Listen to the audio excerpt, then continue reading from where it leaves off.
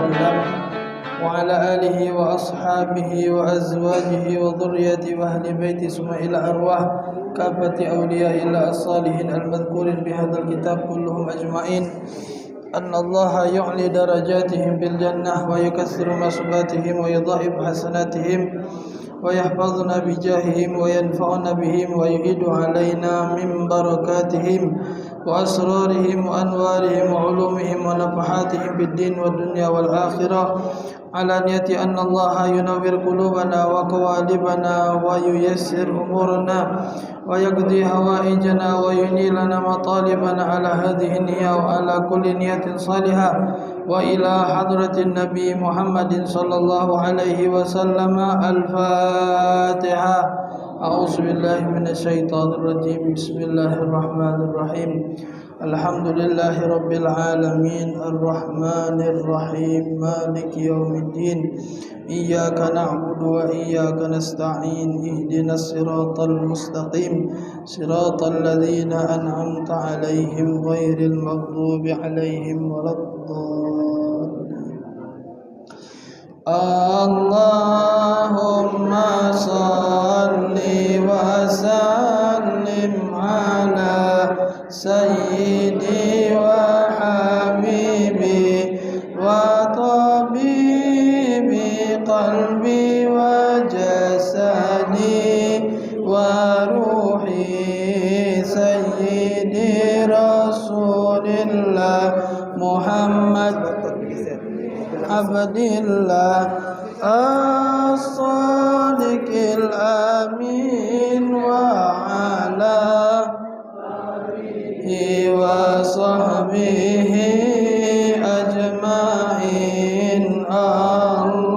اللهم صل وسلم على سيدي وحبيبي وطبيبي قلبي وجسدي وروحي سيدي رسول الله محمد ابن عبد الله الصادق الأمين وعلى آله وصحبه أجمعين. اللهم صل وسلم على سيدي وحبيبي وطبيبي قلبي وجسدي وروحي سيدي رسول الله محمد ابن عبد الله الصادق الأمين وعلى وصحبه أجمعين والحمد لله رب العالمين. Bismillahirrahmanirrahim. Assalamualaikum warahmatullahi wabarakatuh.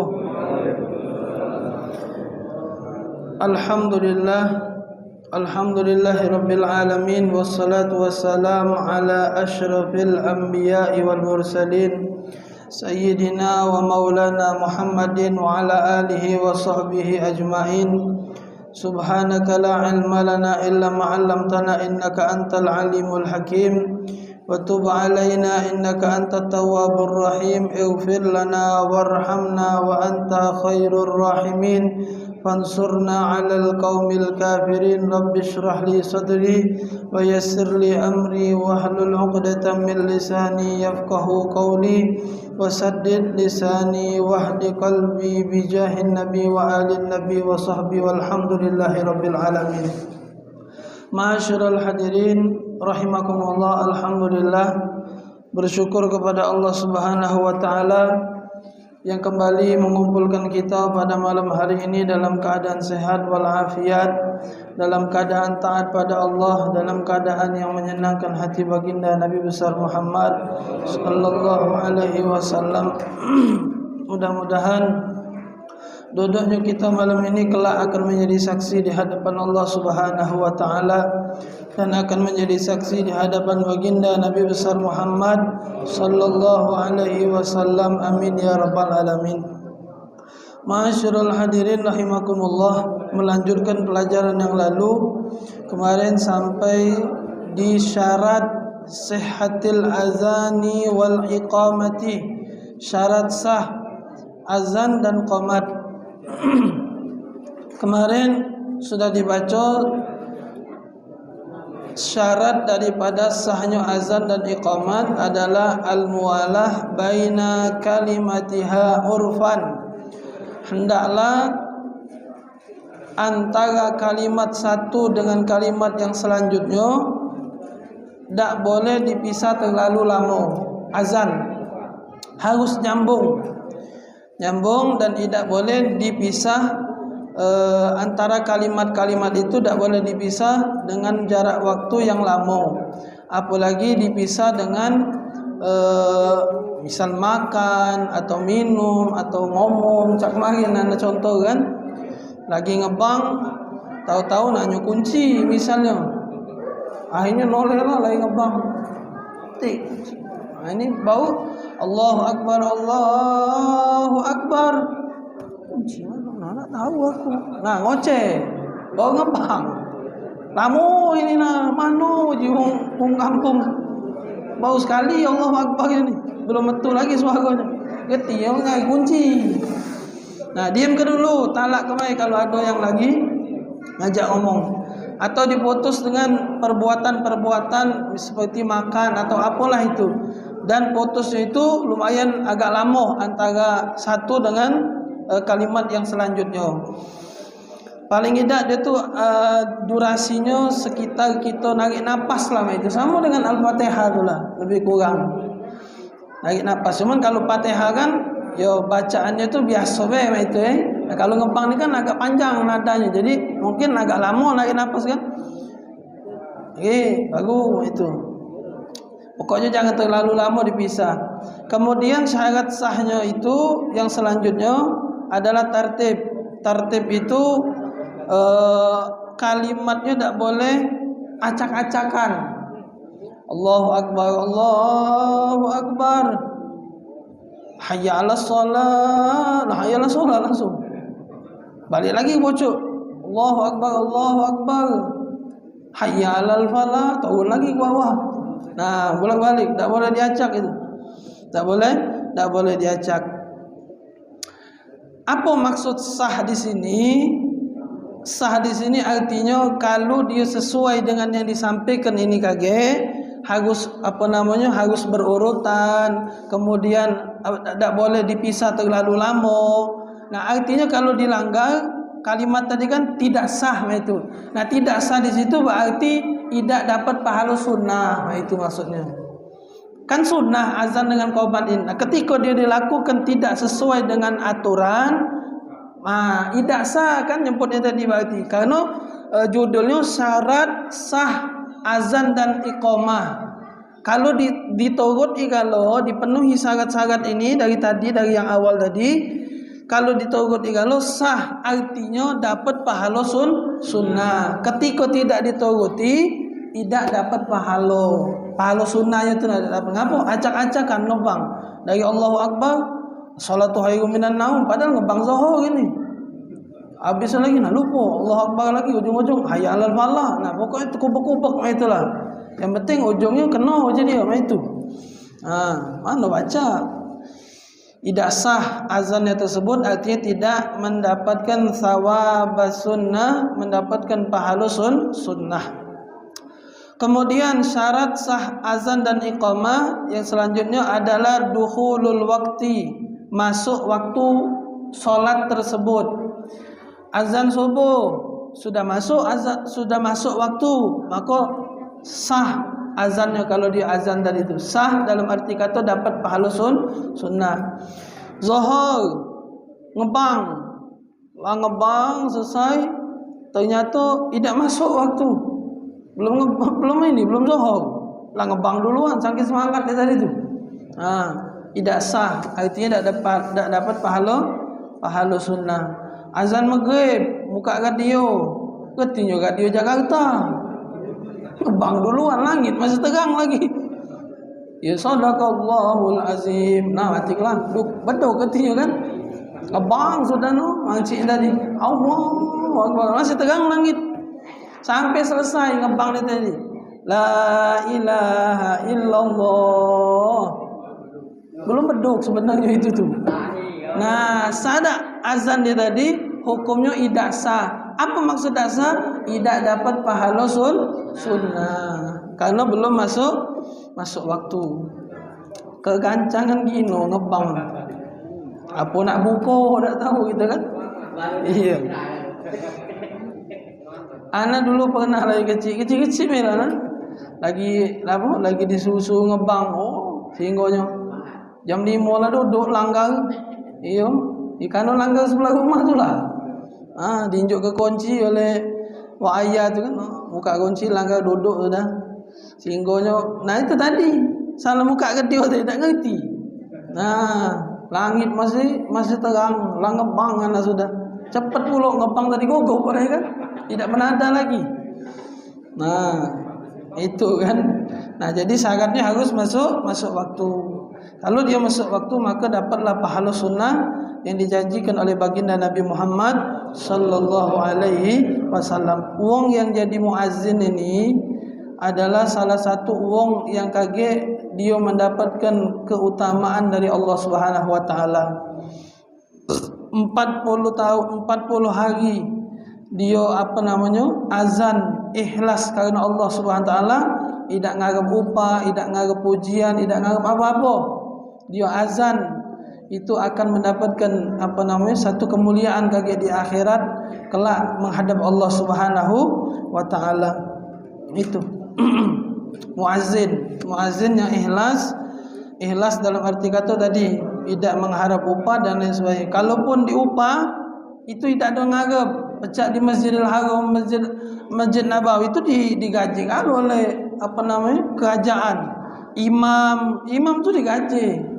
Tu anak pernah dengar imam tu digajinya tidak ada makin nominal, terserah dia ngisi apa. Sangkin tadi karena jatuhnya bukan digaji tu. Kalau digaji kan misal sebulan kau sekian juta. Nah ini tidak diinjak cek baik. Butuhnya berapa? Oh, mengaku 4 miliar aku tulis. Jangan main. Maku tu dianggap tu banyak hafiz bukan. Ya memang itu hidupnya biasa sana. Hidupnya dengan Al-Qur'an itu kan.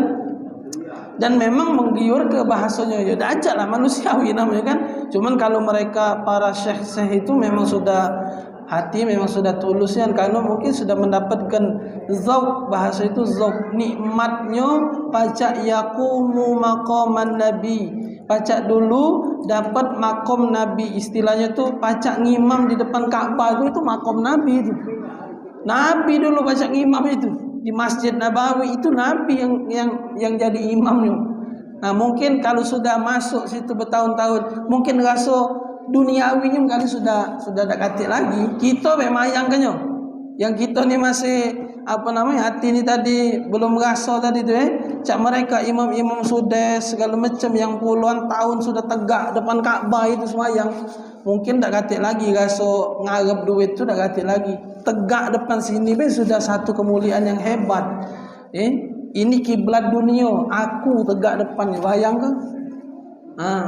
Mungkin ya kita yang cak ana nama yang kecil dia aku 4 miliar tulis itu. Itu kan. Tapi mereka mungkin tak ada cak kita PK ke, berhaji masuk kita ni. Kau tulis kan kau sekali ni kau. Itu kalau itu. Iya. Yang ngepang, yang yang pokoknya sekali itu difasilitasikan oleh kerajaan. Tuan pernah ada tengok videonya itu, mereka diberikan hak mereka itu. Macam ini Jumat tugas jadi ngebang kalau macam kan tinjuk apa kata tu. Ya bukannya arti dia dah ikhlas tu, bukan. Tu balik ke hati orang masing-masing lah itu. balik ke wong ke hati wong masing-masing. Dinjuk wong ambek, tidak dinjuk wong ingat ke? Anda lagi ngisi masjid itu? Iya. Juk wong be, dak dinjuk wong ingat ke itu kan? Iya. Iya. Iya, itu kan itu pesan dari guru-guru kita itu. Kalau ngajar, kalau ngisi apa, juk wong be, dan juk wong sudah, itu kan? Iya, nah juk sudah, Pak Dek, jangan nunggu. Tunggu. Nah, duduk bocok motor. Tegak duduk ngapo Ustaz? Tak ngapo-ngapo, itu kan? Iya. Iya. Iya, haji ni ada yang lupa tak gigi kau itu. Iya, anak pernah ngisi, ya pengalaman namanya pengalaman. Itu anak pernah bahasa itu dapat punya kori, anak pernah punya kori. Punya apa kori? Kan anak ceramah, ada yang korinya. Nah, kali haji ni ngacang-ngacang kalau kantong anak nak balik tu, sampai rumah tulisannya kori. Berarti yang punya anak dikori berarti tukaran. Ya sudah, tak usah dihubungi, dah nak hubungi, dah nak telefon. Iya, kalau menghubungi sudah berarti rezeki dia itu kan. Acak nak maksudnya. Iya. Cuma ingat ke kayak kori itu. Iya. Iya, dah ingat lagi. Nah, itu. Jadi masuk waktu itu salah satu syarat sahnya azan dan iqamah. Kemudian syarat sahnya azan dan iqamah kaunuhuma min wahidin. Hendaklah azan dan qomat itu dilantunkan oleh wahidin, satu wong. Tak boleh wong lain kecuali ada uzur. Misal ngebang si A sakit perut. Belum qomat ini nak apa? Nak semayang. Habis ngebang, sudah selesai sakit perut, dia lah ke WC. Tak kado nunggu dia nak kemayang ini kan. Nah, qomatlah langsung tak apa yang lain. Tapi afdolnya, bahkan salah satu syarat sahnya azan dan iqamat itu hendaklah dilantunkan oleh satu wong. Yang ngebang itulah, apa yang qomat itulah. Jadi dilantunkan oleh satu orang. Kemudian sunnahnya bukan syarat.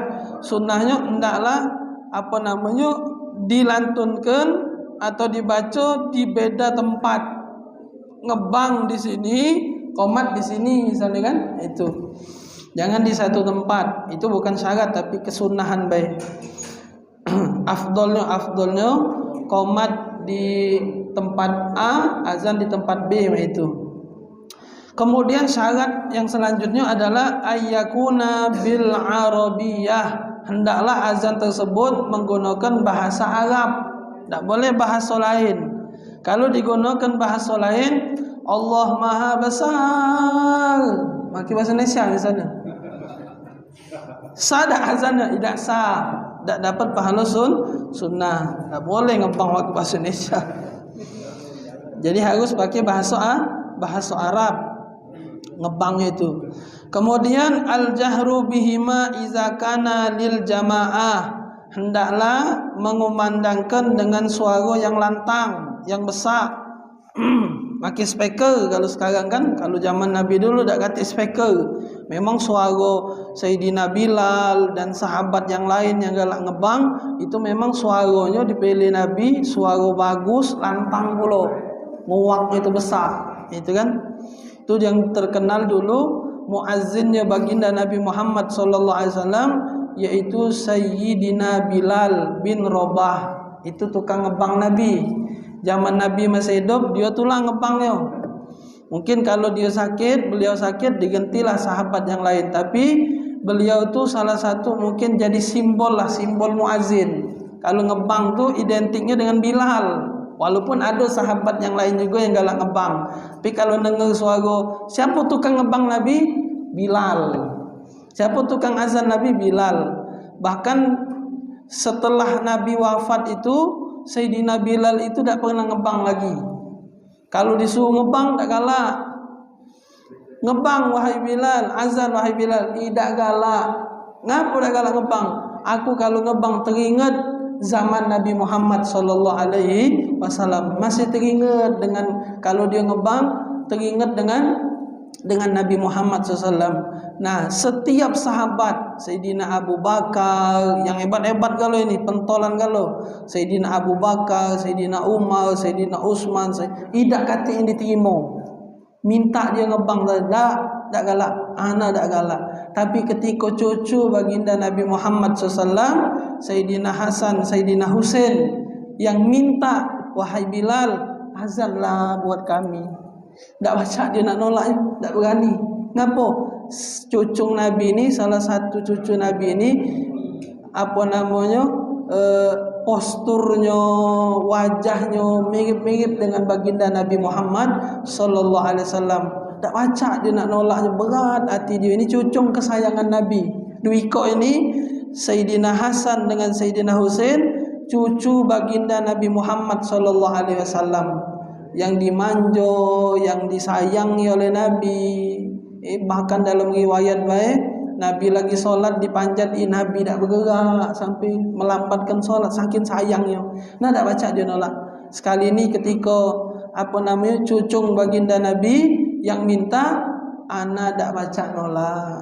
Ngebang lah dia manjat cucuk, ngebang. Allahu Akbar. Madinah langsung geger. Apa kata mereka? Apakah Nabi Muhammad hidup lagi? Jadi uji orang kampung, uji orang Madinah dengan suara Bilal. Bertahun-tahun Bilal tu tak galak ngebang lagi. Alasannya selalu sama, aku tak galak ngebang karena teringat dengan Nabi masih hidup.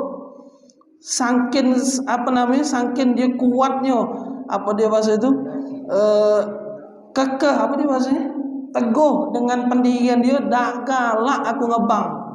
Sampai saat itu dia mengumandangkan azan, akhirnya terfikirlah dengan para sahabat yang saat itu masih hidup, apakah Nabi masih hidup?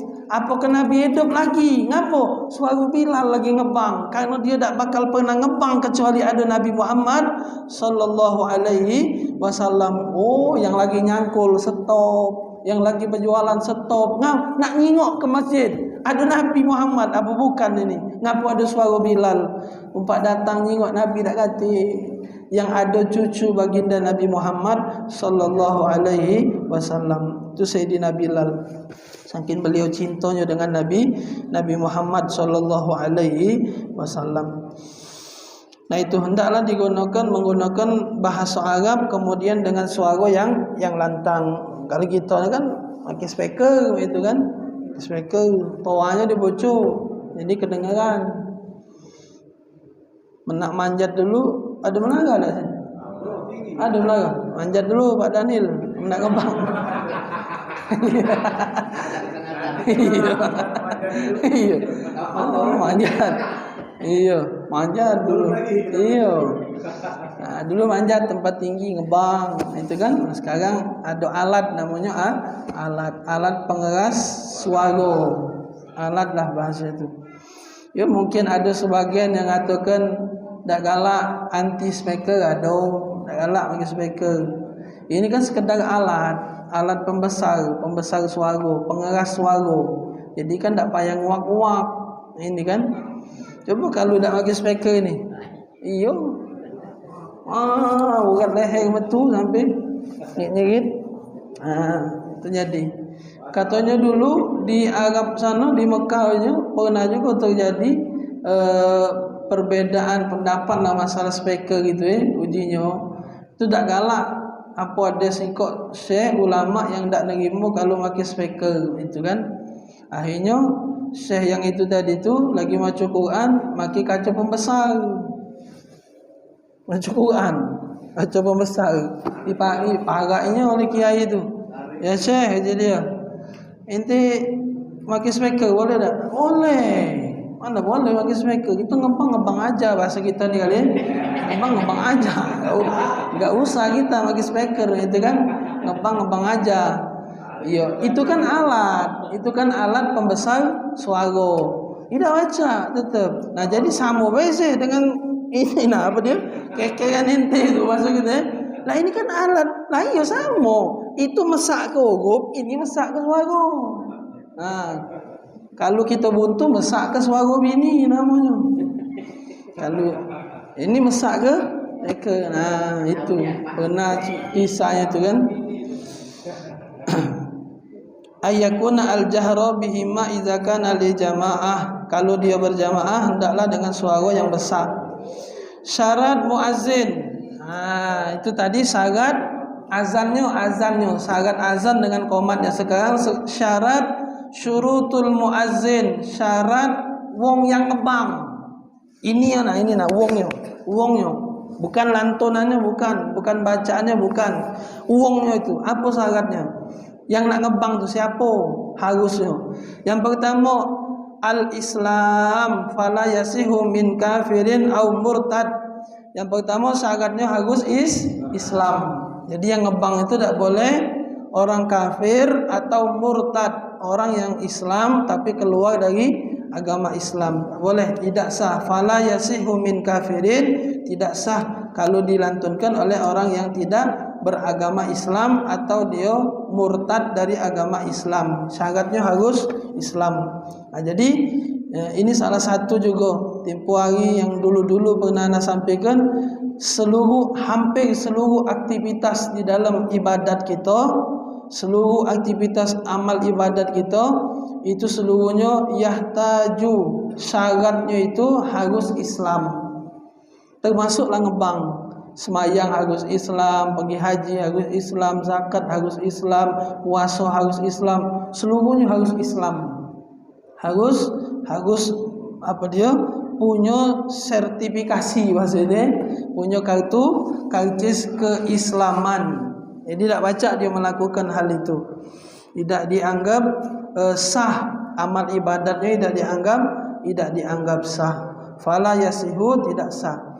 Kemudian yang kedua, syarat muazzin adalah at-tamyiz. Fala yasihu mimman la tamyiza lahu kas-sabiyyu ghairal mumayyiz wal majnun was sukran. Syarat yang kedua adalah tamyiz. Tamyiz berarti tidak sampai derajat balai. Budak-budak yang tadi duduk tadi boleh itu ngebang. Boleh itu. Tamyiz itu sudah baca cebok dewek, tahu mana kanan mana kiri lah, ngerti sudah. Tahu mana cukur dak lemak, mana cukur lemak, ngerti dia. Dak lemak cukur ini, tamyiz sudah itu. Lah ngerti sudah. Dari mana itu kisahnya itu? Nabi Allah siapa namanya? Yang makan baru api puan? Nabi Musa. Nabi Musa ketika dia nyenggotkan jenggot Firaun, itu kan dibunuh juga loh itu oleh Firaun. Pokoknya di Mesir itu yang lahirnya anak laki-laki babas jadi dia. Habis kalau ngapa? Dia tahu dapat kabar bahwasanya kaget ada anak laki-laki yang lahir dan besarnya bakal jadi musuh dia. Dia tak tahu anak siapa. Pokoknya sikat be. Nah, ibu Nabi Musa dak galak anaknya dibunuh, lebih baik dihanyutkan di sungai Nil saja. Akhirnya ditemui oleh bininya Firaun. Apa jengok bayi lucu di gawak. Uji Firaun. Siapa itu? Dari mana? Aku nemu. Lanang tino itu. Lanang. Sih. Yang lain boleh jadi. Kalau yang ini palak kau pecah ke jadi. Takut Pak Firaun. Nah, saking hebat dia tadi Firaun itu lagi takut dengan bini, apalagi gitu. Firaun yang terkenal sangar itu dengan bini, yang lain boleh, yang lain. Yang ini jangan. Ini punya aku, palak kau untuk bahasa kita tadi. Nah, tak galak, tak berani. Tak berani. Akhirnya dipiaro, dibesak ke sampailah derajat tamyiz atau mumayyiz. Digendong oleh Firaun, jenggot ke ngerti sudah ngerti jenggot ke jenggot Firaun. Nah, terasa dia berdetak. Ai juara budak inilah bacanya. Dari kecil lah berani nyenggut-nyenggut gini kan. Uji bini budak kecil biasa. Ai dah was-was sudah hati dia. Memanglah dak lemah hati ni, cuma tak berani ngelawan bini tadi kan. Sudah singkat cerita, kalau memang dia masih budak kecil, coba hidangkan batu bara berduit. Apa? Bara api dengan tamrun, dengan kurma. Kurma dengan bara api, hidangkan dengan dia. Kalau dia ngembek kurma, berarti budak ni lah ngerti sudah. Kalau dia ngembek bara api atau dia ngacak-ngacak, berarti budak ni masih kecil. Itu dia. Akhirnya kalau memang Nabi Allah Musa itu memang betul-betul sudah paham saat itu, sudah derajat tamyiz tadi, itu Nabi Musa nak ngembek kurma, ditepiskanlah atas izin Allah, perintah malaikat, ditepiskan tangan ngembek bara api. Maka tu dalam riwayat itu lidah beliau itu, bahasa kita ni cadel agak lain pelapasannya karena ngunyah itu tadi tu dalam riwayat. Jadi budak yang dikata ketamyiz itu belum balik, tapi dia tahu yang mana baik, yang mana buruk. Yang mana baik, yang mana buruk. Budak-budak lah ngerti sudah. Mungkin kalau di umur ke mungkin berapa lah? 7 kali 7 atau 10 lah lebih kurang itu kalau di bawah itu dah 6 lah ngerti kali. Iya. Tergantung budaknya. Iya, ada yang cerdas, ada yang ngomong-ngomong masa gitu kan. Iya, besar-besar ya tergantung budak. Cuman umumnya itulah lebih kurang. Kalau umumnya normalnya lebih kurang 7 sampai 10 tahun lah lebih kurang itu. Itu. Boleh budak itu ngebang, boleh. Sah tak? Sah. Boleh dia kalau dia sudah tamyiz. Tidak harus sampai derajat baligh. Derajat baligh itu umurnya 15 tahun. Keluar sperma 15 tahun hitungan komariah atau hitungan bahasanya tahun hijriah, itu jatuhnya sudah baligh. Puasa lah wajib, solat lah wajib. Mandi wajib tak dia? Tidak mandi wajib karena dia tidak keluar sperma. Cuman batas umur yang dikategorikan sudah baligh adalah 15 tahun hitungan hijriah. Jadi jangan pakai hitungan Masehi karena bedanya cukup jauh itu. Tidak, karena beda jauh dia. Anak-anak yang kecil itu lahir hijriahnya tanggal 15 Lebaran haji ni Zulhijjah. Selesai hari raya tasyrik. 10 Lebaran haji, 11, 12, 13, 14 rasanya dia lahir. Setelah hari raya tasyrik tanggal 14. Itu saat dia lahir, tahun itu lebarannya bulan Juni.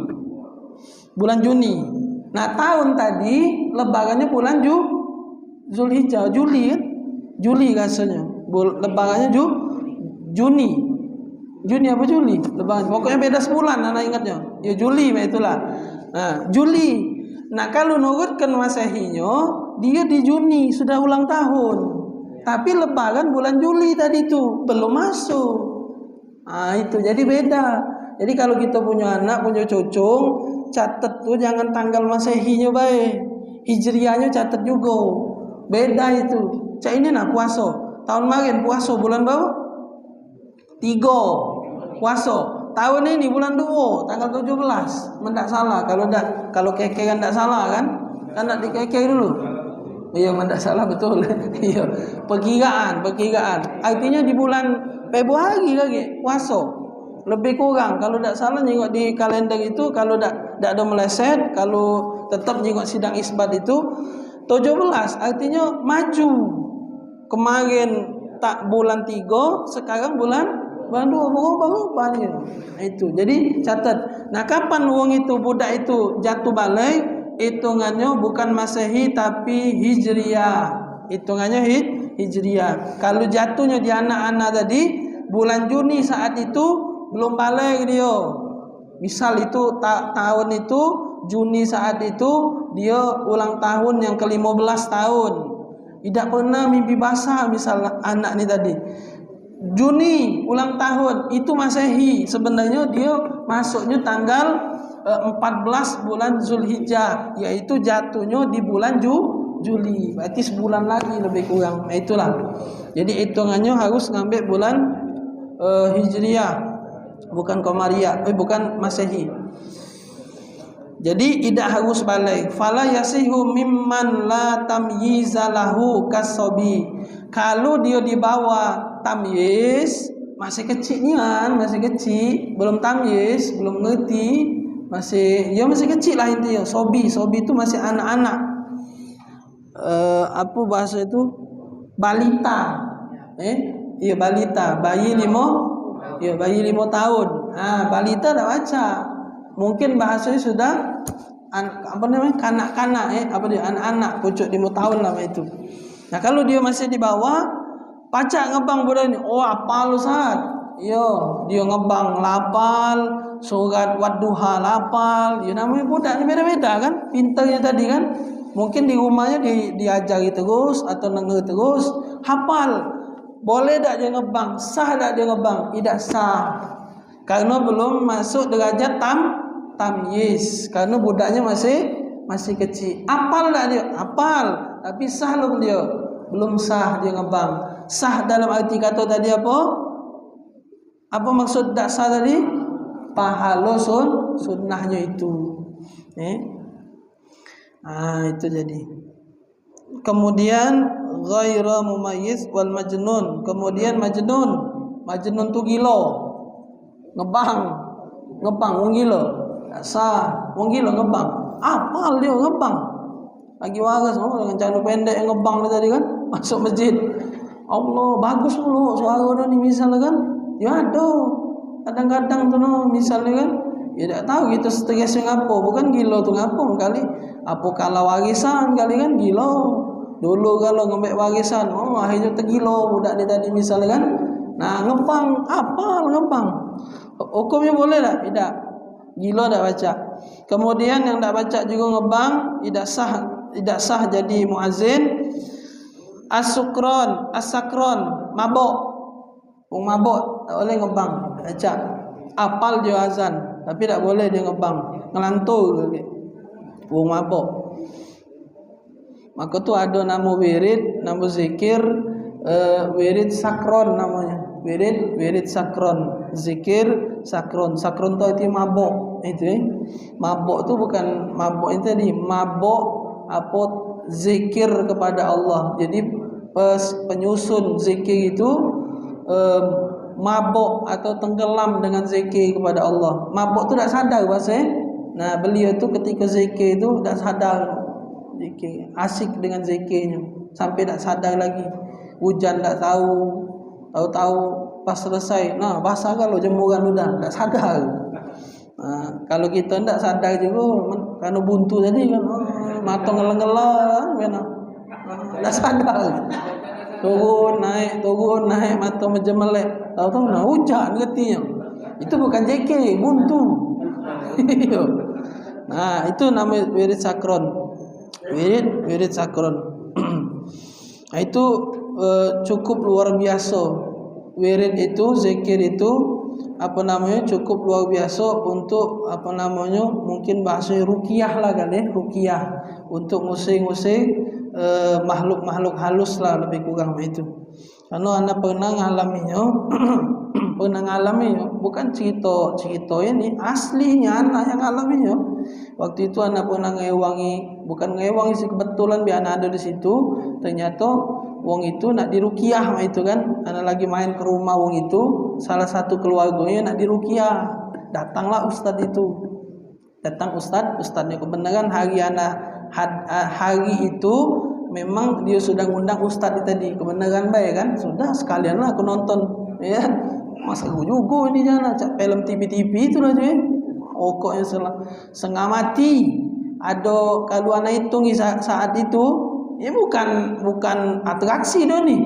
Iya kan memang dirukia lagi. Siko itu ni. Oh betul. Cacang itu banyak isinya. Ana dah acak rukia. Bukan wong yo bahasa kan. Nah, siko 2 3. Nah terakhir itu betino. Terakhir betino. Oh, pokoknya tak galak betul je dia. Aku ni lama dengan budak ini je dia. Aku ni lama di sini. Tak usah nyuruh aku betul je dia. Oh, marahlah pokoknya.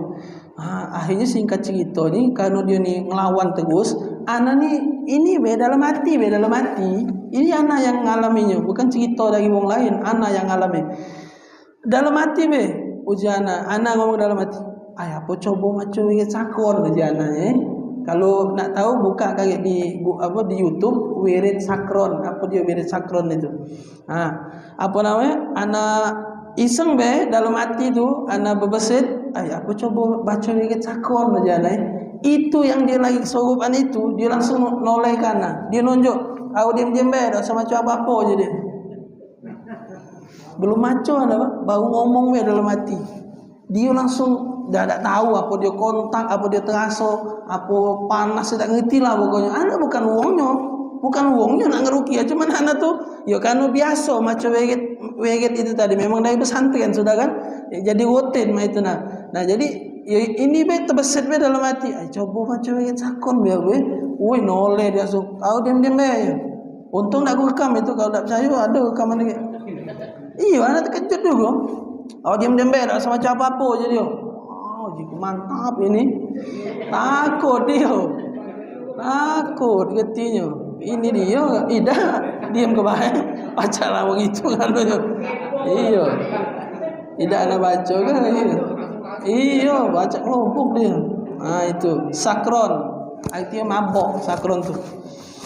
Jadi itu untuk perlindungan kita, penjagaan zikir-zikir yang disusun oleh syekh tersebut.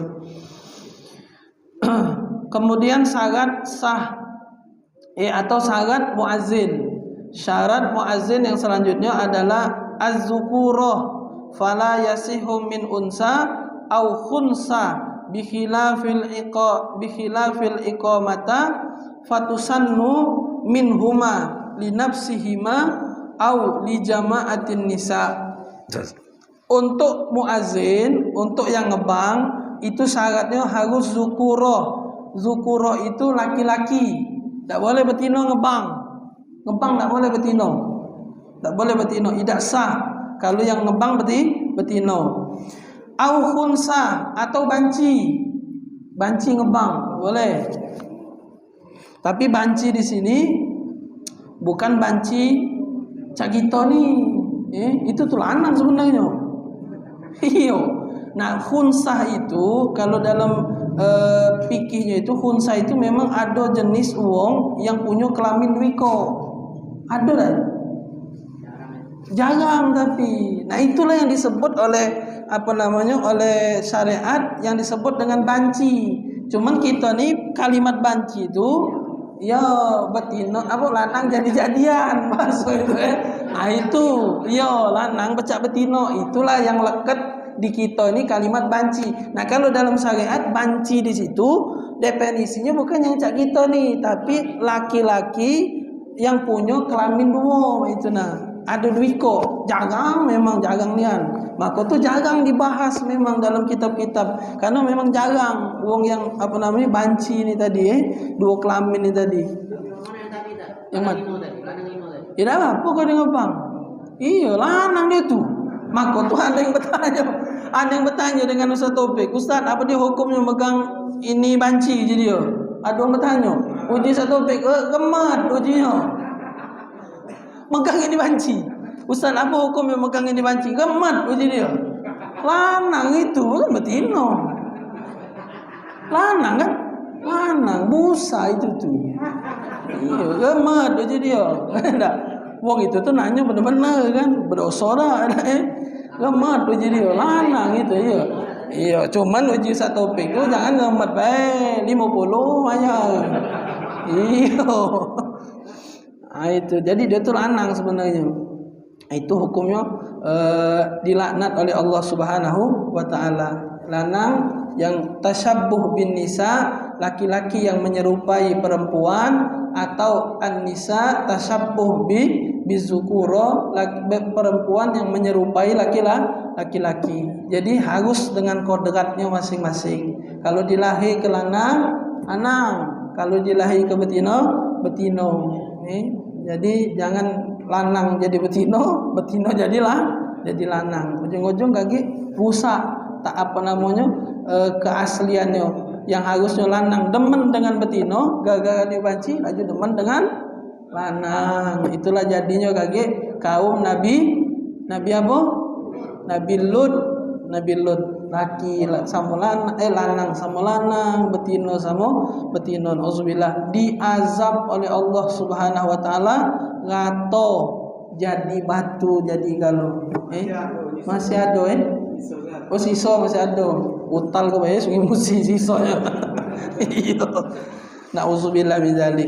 Itu bahkan ada itu berita. Anda nonton berita di TV, enggak tahu di Bogor apa. Dipilah, digebek polisi.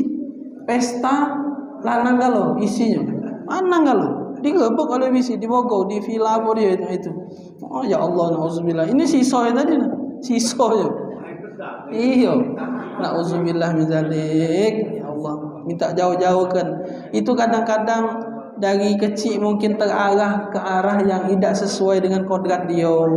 Mungkin kalau ada ilmuwan itu bahasa apa dia parenting kalau macam lah itu ya mungkin budak ini dari kecil sering kena marah, jadi tak katik percaya diri hidup dia. Selalu main dengan betino misalnya, bisa jadi itu. Jadi anak jangan dibiarkan. Itu kalau budak-budak kecil main dengan betino, terus main boneka, main papa mama, jangan. Jadi banci besar. Atau kebalikannya kaki apa mau jadi lanang padahal betino. Nah itu mungkin salah ininya apa namanya? Lingkungan, didikan itu. Sebenarnya pada dasarnya budak itu lahir, manusia itu lahir lanang ya lanang. Tak mungkin tiba-tiba lahir jadi banci itu kate ceritanya. Itu lingkungan dan didikan biasanya. Lingkungan. Nah sampai babang bebe, ya Allah. Iya makanya ini sudah auzubillah min dzalik. Ayat boleh tidak baca dia ngebang. Kalau dia memang benar-benar banci tadi banci asli. Kalau yang tadi dia ngebang tak apa. Ngebang sah itu. Nah, lanang dia tu.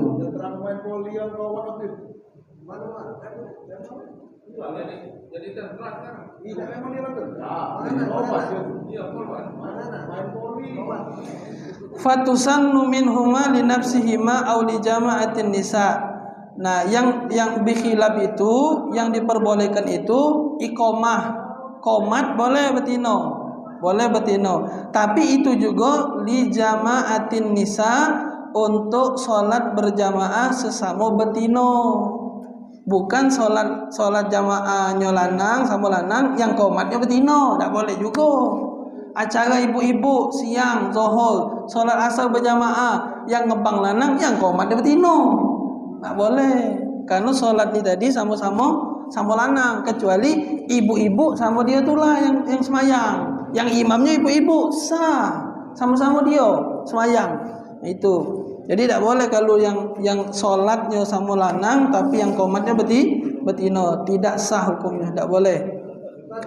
Ya. Kalau betino jadi imam, makmumnya ada anak-anak misalnya cowok, tidak apa-apa. Ya tidak apa-apa.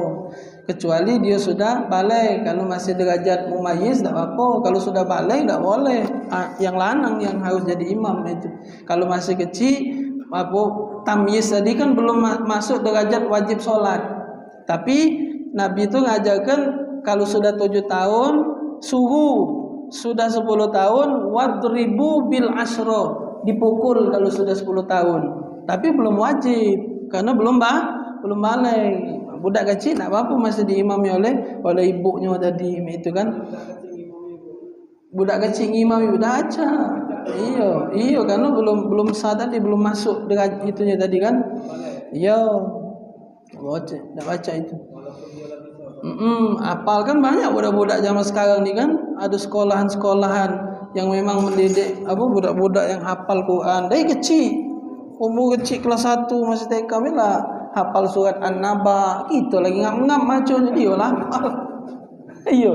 Ada di mana itu sekolahan? Memang khusus untuk ngapal budak kecil. Ada metodenya dia. Anak-anaknya dengan kawan anak. Di rumah itu setiap hari ada box itu, box apa dia? Untuk Quran itu, suara itu. Anak tuh kalau main rumah dia selalu dengar jago tiap hari ya buka ini. Anak-anak aja dia. Sekolah dia apa dia namanya. Jadi di rumah harus dengar ini 21 kali dia sehari. Jadi budak tu tidak disuruh ngapal, budak kecil. Tak aja disuruh ngapal, koping dia main koping. Budak tu kan ngerekam. Nama itu juga sebaliknya di rumah mak bapak beributan babi ni kau setan. Nama itu juga masuk kalau itu koping babi, setan, anjing masuk kalau itu. Budak kecil kan kosong. Kita ngomong kotor kalau macam mak bapak di rumah kawan kalau itu masuk kalau ngerekam. Budak kecil itu didengar kau ingat, baca dihafal. Wallahu a'lam bisawab. Azan ni? Azan? Sudah kan? Belum? 1 minit lagi. Jadilah dulu itu 1 menit lagi. InsyaAllah kakek disambung di pertemuan akan datang. Wallahu a'lam bisawab. Kalau belum azan, jangan azan dulu, tunggu. Auzubillah sudah. Bismillahirrahmanirrahim. Alhamdulillahirabbil alamin. Allahumma shalli wa sallim ala sayidina Muhammad wa ala ali sayidina Muhammad. Allahumma aghnina bil ilmi wa zayyinna bil hilmi wa akrimna bit taqwa wa jammilna bil afiyah ya arhamar rahimin. Rabbana atina fid dunya hasanah wa fil akhirati hasanah wa qina adzaban nar. Wa sallallahu ala sayidina Muhammadin nabiyil ummi wa ala alihi wa sahbihi wa sallam. Walhamdulillahi rabbil alamin. Assalamu alaikum warahmatullahi wabarakatuh.